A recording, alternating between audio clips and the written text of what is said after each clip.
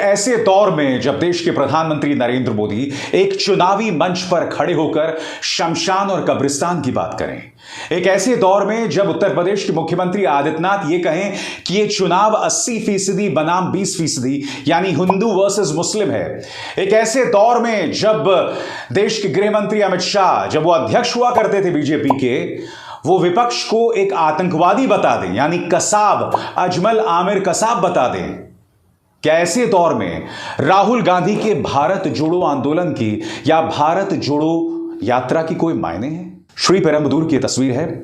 राहुल गांधी अपने स्वर्गीय शहीद पिता पूर्व प्रधानमंत्री राजीव गांधी को श्रद्धा सुमन अर्पित कर रहे हैं।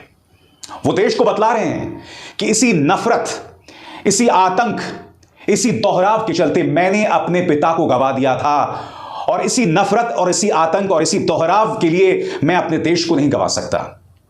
जो ऊंची ऊंची बातें यहां पर राहुल गांधी कर रहे हैं, क्या इसके कोई मायने हैं? मैं आपको बताना चाहूंगा दोस्तों, राहुल गांधी ने कहा क्या और फिर मैं उसकी आगे चर्चा करूंगा। I lost my father to the politics of hate and division. I will not lose my beloved country to it too. Love will conquer hate, hope will defeat fear, together we will overcome. अगर मैं इसका हिंदी में अनुवाद करूं तो इसका हिंदी में अनुवाद यह है कि मैंने अपने पिता को नफरत की राजनीति और विभाजन के चलते गंवा दिया था, मैं अपने देश को भी इसके चलते गंवा नहीं सकता हूं। वो आगे ये कहते हैं कि नफरत पर मोहब्बत जीत हासिल करेगी। वो ये भी कहते हैं कि डर के ऊपर उम्मीद जो है वो ताकतवर साबित होगी और वो उम्मीद जतला रहे हैं। और जैसे कि मैंने आपको बतलाया, 3,500 किलोमीटर की यात्रा, और उनकी यह यात्रा 30 जनवरी को खत्म होने वाली है। यह यात्रा कन्याकुमारी से शुरू होकर कश्मीर तक चलेगी। और जिस वक्त राहुल गांधी ये यात्रा कर रहे हैं, 2 खबरें आ रही हैं। इनकम टैक्स अहमदाबाद और कई स्थानों पर जोरदार रेड मार रही है। उस रेड का मकसद यह है कि कांग्रेस को जितनी पॉलिटिकल फंडिंग मिलती है उस पर काबू पाया जाए, यानी कि गुजरात चुनावों से पहले कांग्रेस के हाथ पांव काट दिए जाएं, उन्हें किसी तरह की जो पॉलिटिकल फंडिंग मिलती है उस पर काबू पाया जाए। राहुल गांधी अपनी भारत जोड़ो आंदोलन ऐसे दौर में शुरू कर रहे हैं। राहुल गांधी भारत जोड़ो आंदोलन ऐसे दौर में शुरू कर रहे हैं जब भारतीय जनता पार्टी को सीक्रेट इलेक्टोरल बॉन्ड्स के जरिए, गुप्त चुनावी चंदे के जरिए करोड़ों करोड़ मिलते हैं और उसकी कोई जवाबदेही नहीं है, मगर विपक्ष पर निशाना साधा जाता है। आज ही सीबीआई ने भी रेड मारी, कांग्रेस पर नहीं, ममता बनर्जी के खासम खास पर, मलॉय पर जो रेड मारी गई वो आसनसोल में मारी गई। और ये रेड सीबीआई मार रही है, 1 नहीं 2 नहीं, आधा दर्जन से ज्यादा ठिकानों पर। इन शहरों पर गौर कीजिएगा, अनिल देशमुख, नवाब मलिक, संजय राउत, सत्येंद्र जैन, ये तमाम चेहरे इस वक्त जेल में हैं। खुद सोनिया गांधी और राहुल गांधी पर दबिश डाली थी प्रवर्तन निदेशालय, यानी कि सरकार की जांच एजेंसी ने। राहुल गांधी भारत जोड़ो आंदोलन एक ऐसे दौर में शुरू कर रहे हैं।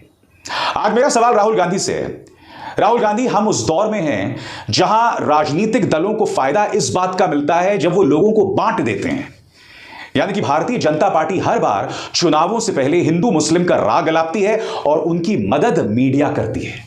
जी हां, मीडिया का काम है कि नफरत पर काबू पाना, नफरत की राजनीति को एक्सपोज करना, मगर मीडिया मदद करती है। प्राइम टाइम में इनके तमाम जो पालतू एंकर्स हैं वो जहर बोते रहते हैं और इस जहर का असर यह होता है कि इसका फायदा भारतीय जनता पार्टी को होता है। आज की तारीख में मेरे जैसे कुछ हिंदू इस बात को लेकर खुश हैं कि मोदी जी के आने के बाद और आदित्यनाथ जी के आने के बाद मुस्लिम पर काबू पा लिया गया है।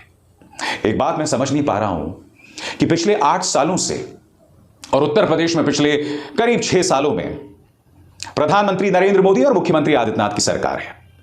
मैं आपसे पूछना चाहता हूं, इन 8 सालों में हिंदू को तो अपनी अस्मिता को लेकर, अपने ग्रंथों को लेकर, अपने विश्वास को लेकर गौरवान्वित होना चाहिए था ना, उसके अंदर आत्मविश्वास बढ़ना चाहिए था।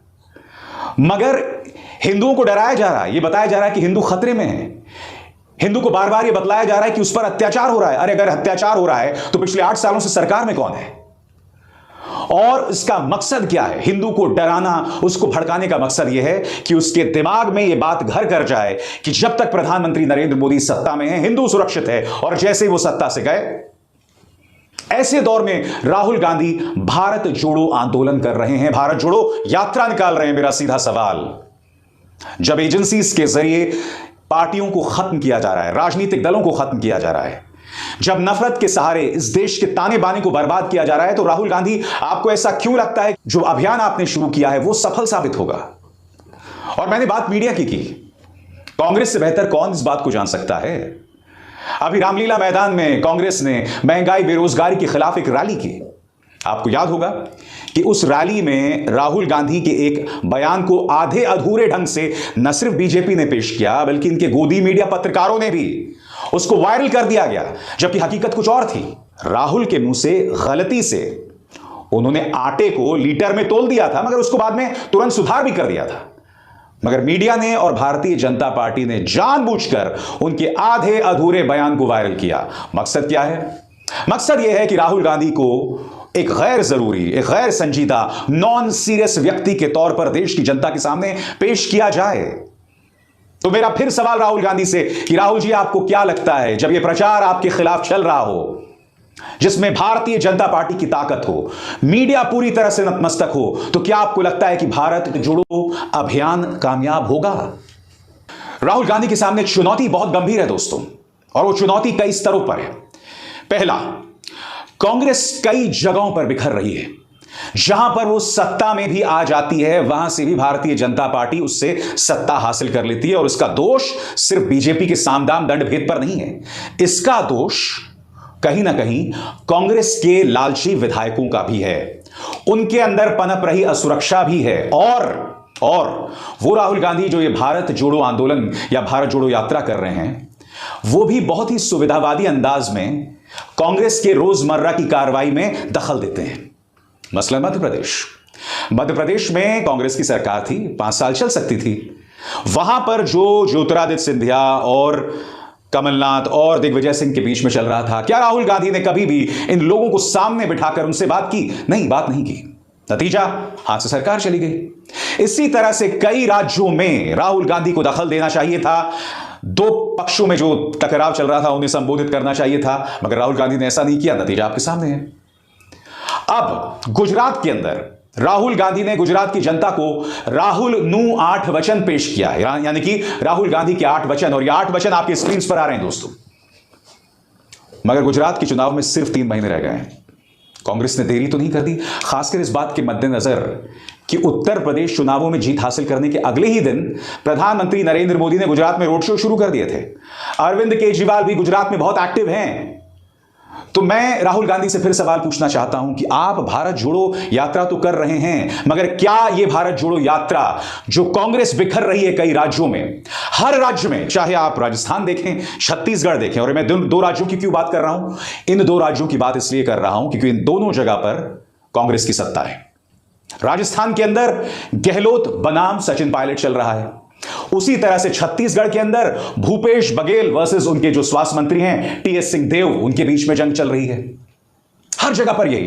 पंजाब में जब उनकी सत्ता थी तो नवजोत सिंह सिद्धू जो हैं मुख्यमंत्री के लिए मुश्किल पैदा किए हुए थे। तो कहने का अर्थ यह है कि लगभग हर राज्य में इसी तरह से कांग्रेस दो फाड़ है। ऐसे में मैं सवाल पूछना चाहता हूं, क्या भारत जोड़ो आंदोलन कांग्रेस को भी जोड़ पाएगा? क्योंकि भारत जोड़ो आंदोलन का मकसद क्या है? यकीनन इसके जरिए राहुल गांधी चाहेंगे कि सत्ता के करीब कांग्रेस पहुंचे।